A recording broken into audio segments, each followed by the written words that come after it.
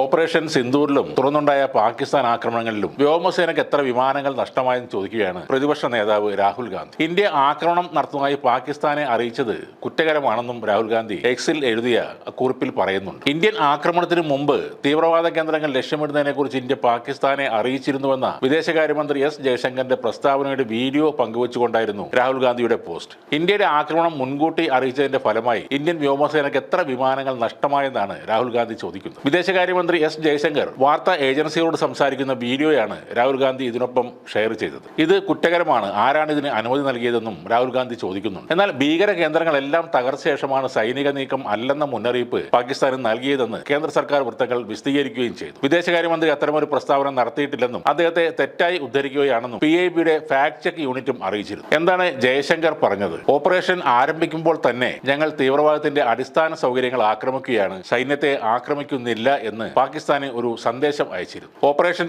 ആരംഭിക്കുമ്പോൾ തന്നെ എന്നതിൽ നിന്ന് എന്താണ് സാമാന്യ ബുദ്ധിയുള്ള ഒരാൾക്ക് മനസ്സിലാക്കാൻ കഴിയുക? ഓപ്പറേഷൻ ആരംഭിക്കുന്നതിന് മുൻപ് എന്നല്ല ജയശങ്കർ പറഞ്ഞത്. തീവ്രവാദി ക്യാമ്പുകളെ ആക്രമിക്കുന്ന സമയത്താണ് പാകിസ്ഥാനെ അറിയിച്ചത്. ചുരുങ്ങിയ സമയം കൊണ്ട് ആക്രമണം അവസാനിക്കുകയും ചെയ്തു. തിരിച്ച് അവരുടെ സൈന്യം ഇടപെടും മുമ്പേ ആ ഓപ്പറേഷൻ ലക്ഷ്യം കണ്ടു കഴിഞ്ഞു. എന്നാൽ ഇന്ത്യയുടെ പ്രതിപക്ഷ നേതാവായ രാഹുൽ ഗാന്ധി മനസ്സിലാക്കിയത് ഈ ഓപ്പറേഷന് മുന്നേ തന്നെ പാകിസ്ഥാന് ഇന്ത്യ വിവരം നൽകിയെന്നാണ്. പഹൽഗാം തീവ്രവാദ ആക്രമണത്തിന്റെ മറുപടിയായി ഇന്ത്യ പ്രഖ്യാപിച്ച സൈനിക നടപടിയായ ഓപ്പറേഷൻ സിന്ദൂർ ഇതുവരെ അവസാനിച്ചിട്ടില്ല, അത് തുടരുകയാണ്. ആ ഓപ്പറേഷൻ കാരണം ഇന്ത്യയും പാകിസ്ഥാന്റെയും ഇടയിലുണ്ടായ പ്രശ്നങ്ങളും യുദ്ധ സാഹചര്യവും ഒരു വെടിനിർത്തലിലൂടെ താൽക്കാലികമായി നിർത്തിവെച്ചു എന്നേ ഉള്ളൂ. അതായത് ഓപ്പറേഷൻ സിന്ദൂറിന്റെ ആരംഭം മാത്രമാണ് ഇപ്പോൾ ഉണ്ടായിരിക്കുന്നത്. അതിന്റെ ആദ്യഘട്ടം തുടങ്ങിയപ്പോഴാണ് നിങ്ങളുടെ സൈന്യത്തിന് നേരെയല്ല തീവ്രവാദ കേന്ദ്രങ്ങൾക്കെതിരെയാണ് ആക്രമണം എന്ന് ഇന്ത്യ വ്യക്തമായി പാകിസ്ഥാനോട് പറഞ്ഞത്. പറയുന്ന നേരം കൊണ്ട് വിചാരിച്ച കാര്യം ഇന്ത്യ നടത്തുകയും ചെയ്തു. ഇങ്ങനെ ഒരു സർജിക്കൽ സ്ട്രൈക്ക് നടത്തുമ്പോൾ അതിനുശേഷം ആ രാജ്യത്തിന് മെസ്സേജ് ചെയ്യേണ്ട കാര്യം ഉണ്ടോ? ഇന്ത്യയും പാകിസ്ഥാനും UN-ലെ അംഗരാജ്യങ്ങളാണ്. പരസ്പരം യുദ്ധം ചെയ്യുന്നതിന് UN-ൽ കർശനമായ വ്യവസ്ഥകളുണ്ട്. അതനുസരിച്ച് ഇരു രാജ്യങ്ങളും നയതന്ത്ര ചർച്ചകൾ നടത്തി പരാജയപ്പെട്ടാൽ യുദ്ധം പ്രഖ്യാപിക്കണം. ഇപ്പോൾ നടന്നത്